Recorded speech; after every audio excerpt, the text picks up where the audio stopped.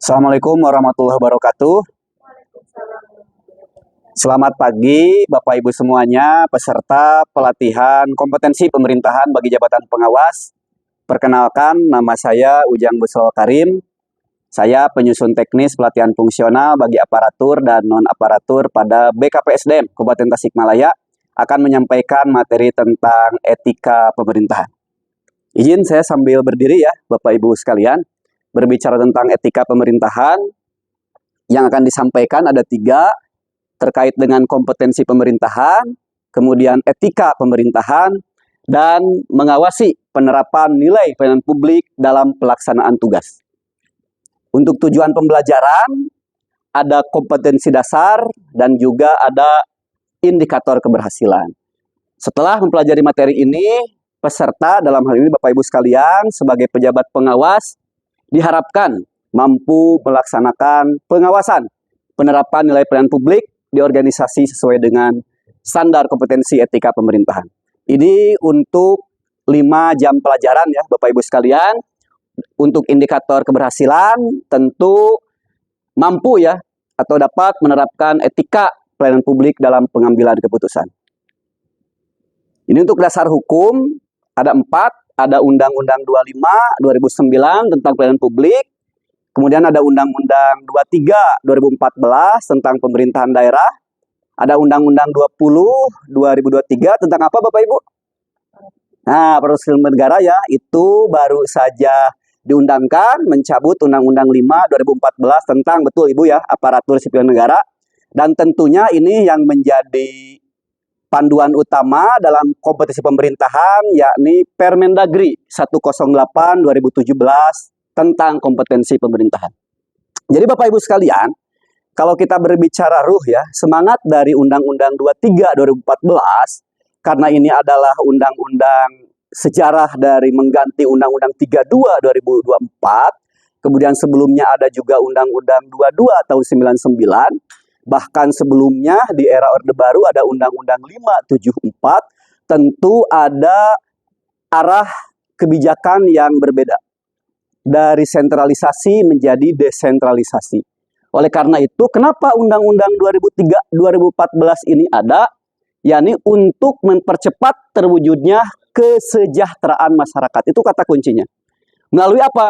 Ada peningkatan pelayanan, ada pemberdayaan, kemudian ada peran serta masyarakat. Ini relevan ya Bapak Ibu sekalian kalau kita mengacu kepada Pak Rias Rasid ya, di buku Makna Pemerintahan tentu jelas fungsi pemerintahan itu ada 3. Ada pelayanan, ada pengaturan, ada pemberdayaan. Dan tentu relevan juga di Undang-Undang 30 2014 tentang administrasi pemerintahan. Itu yang harus kita pahami bersama sebagai dasar Bapak Ibu sekalian nanti untuk melaksanakan tugas di jabatan pengawas.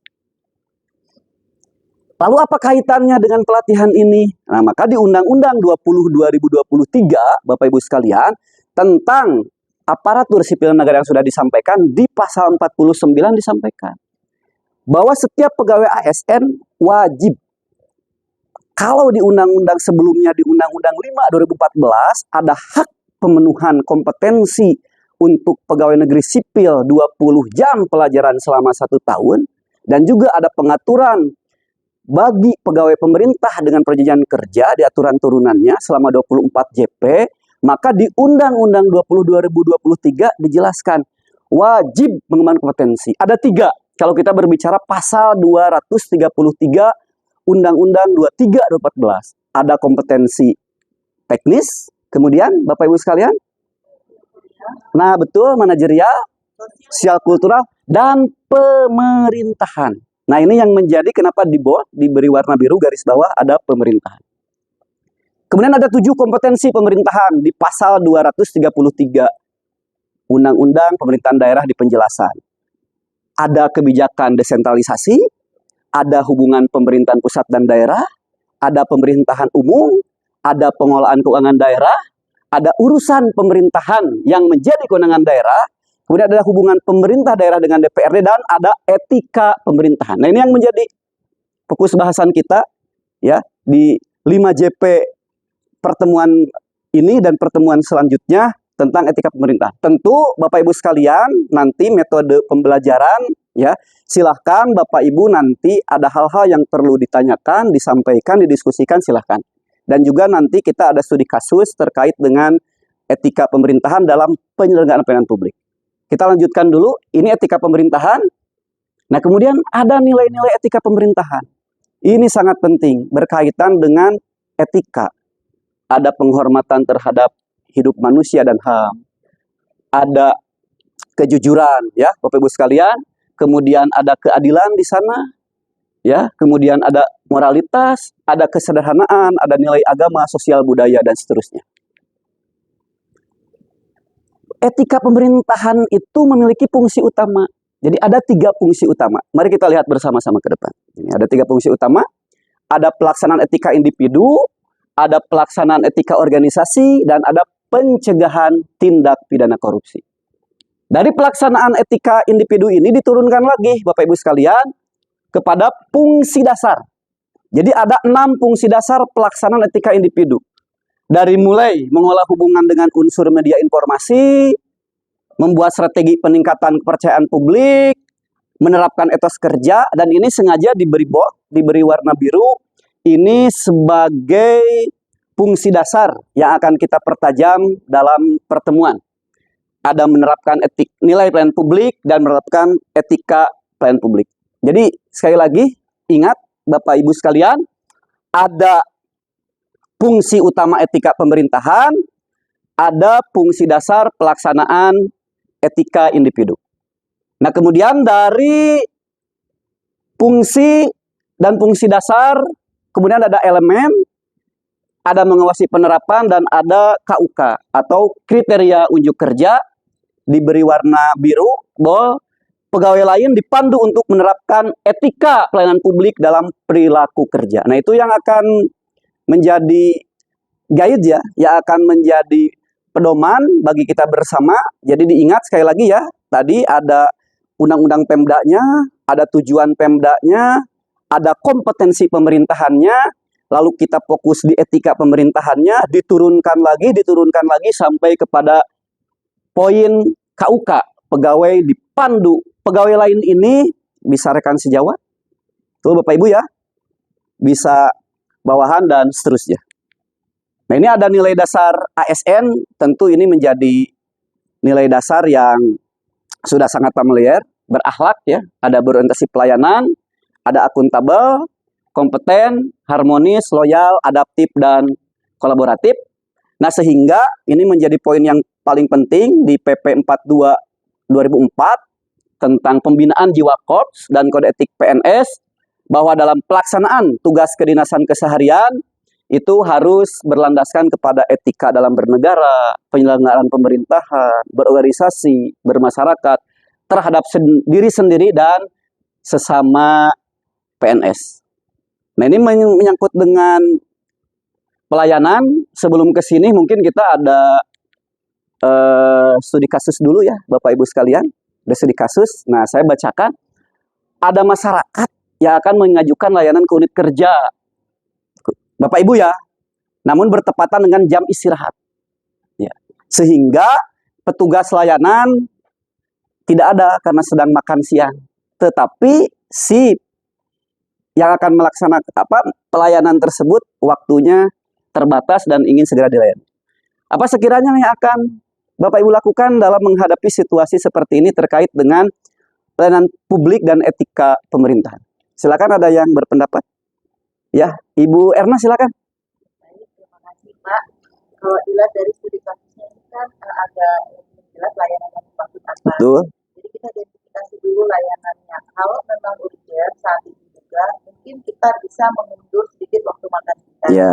Tetapi sekiranya itu sesuatu yang tidak urgent, maka kita bisa sampaikan dengan baik-baik kepada pelanggan, kepada yang datang bahwa ini kami sedang tutup, silakan ditunggu 45 menit lagi, nanti kita akan buka dan akan layan seperti biasa, karena juga kan ada aturan di situ ya. Nah, jadi kita layanannya dulu Pak. Ya, jadi harus diidentifikasi pelayanan apa sebetulnya yang terkait dengan itu. Mungkin kalau Ibu saya, Giriantiati, silakan, ada pendapat? mungkin bisa ditambahin satu orang lagi atau teman yang lain bisa menggantikan dulu, jadi di shift makannya nggak bareng-bareng keluar semua gitu Pak. Kalau dari saya gitu. Ya, terima kasih. Berarti kata kuncinya betul, harus mengidentifikasi, kemudian ada strategi dalam pelayanan, bagaimana mengatur shift dan seterusnya, dan yang tak kalah penting kalau kita kaitkan di yang sebelumnya ya, Bapak Ibu sekalian, dikaitkan dengan etika pemerintahan ini ya, dikaitkan dengan berorientasi pelayanan dan seterusnya, ada standar pelayanan dan kita juga harus mampu mengkomunikasikan kepada pelanggan. Jam kerja sampai jam berapa, tetapi kan pada dasarnya masyarakat ingin pelayanan. Nah, oleh karena itu tadi yang Ibu-Ibu sampaikan luar biasa, para pengawas tepuk tangan untuk kita semua ini. Luar biasa. Jadi situasi apapun tentu kita harus mengidentifikasi dan ada solusi, apakah itu bentuknya penjadwalan dan yang seterusnya. Baik, terima kasih. Saya lanjutkan sedikit ya Bapak Ibu sekalian. Nah, ini permasalahan masyarakat terhadap pelayanan yang diterima. Ini persepsinya ada biaya, berarti pungutan liar ya, ini yang harus dihindari. Kemudian, nah ini yang tadi saya sampaikan. Bisa saja masyarakat tidak tahu mekanisme dan prosedur yang harus dilakukan. Nah, itu tentu perlu komunikasi, perlu sosialisasi, perlu alat-alat media komunikasi yang perlu disampaikan. Kemudian masyarakat tidak tahu persyaratan yang diperlukan dan tidak ada kepastian waktu pelayanan yang diberikan. Nah, itu menjadi PR kita bersama, karena ini Bapak Ibu sekalian, pada dasarnya Bapak Ibu adalah jabatan pengawas, harus memimpin, harus mengkoordinasikan pelaksanaan strategi pencapaian tujuan organisasi serta pelayanan publik dan administrasi. Itu poin penting pertemuan kita pada kesempatan kali ini. Nah, sebelum kita akhiri, sebelum kita masuk kepada pertemuan selanjutnya, ada hal tentu yang perlu kita diskusikan bersama, atau kita, Bapak Ibu mungkin ada yang mau disampaikan ataupun ditanyakan terkait penyampaian materi dari awal sampai saat ini ya. Silakan. Oh, Ibu Giri lagi ya, silakan Ibu. Terima kasih Bapak. Iya.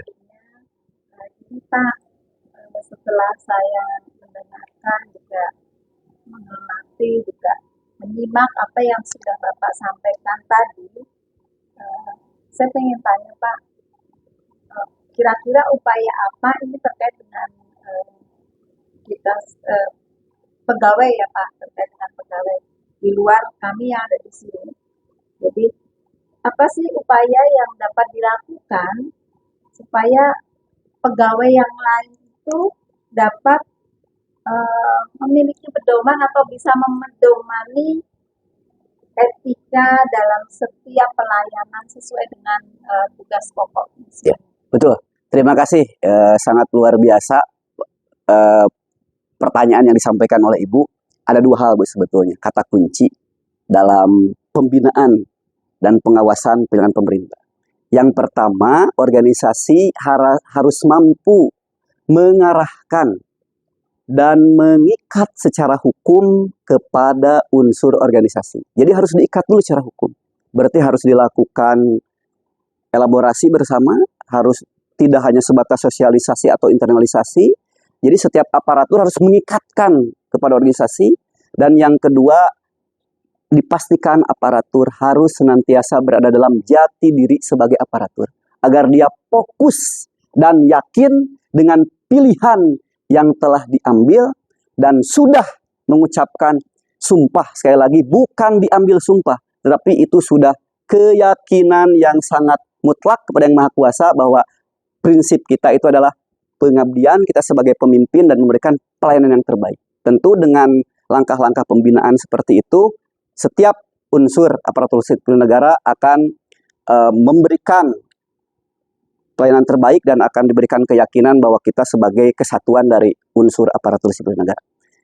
Baik Bapak Ibu sekalian, untuk pertemuan hari ini, sesi ini dirasakan cukup. Kita bertemu di sesi berikutnya dengan harapan Bapak Ibu sekalian silakan untuk membaca modul yang sudah disampaikan. Kita pertajam lagi dengan analisa, studi kasus dan seterusnya. Kita tutup bersama dengan bacaan hamdalah. Terima kasih. Assalamualaikum warahmatullahi wabarakatuh.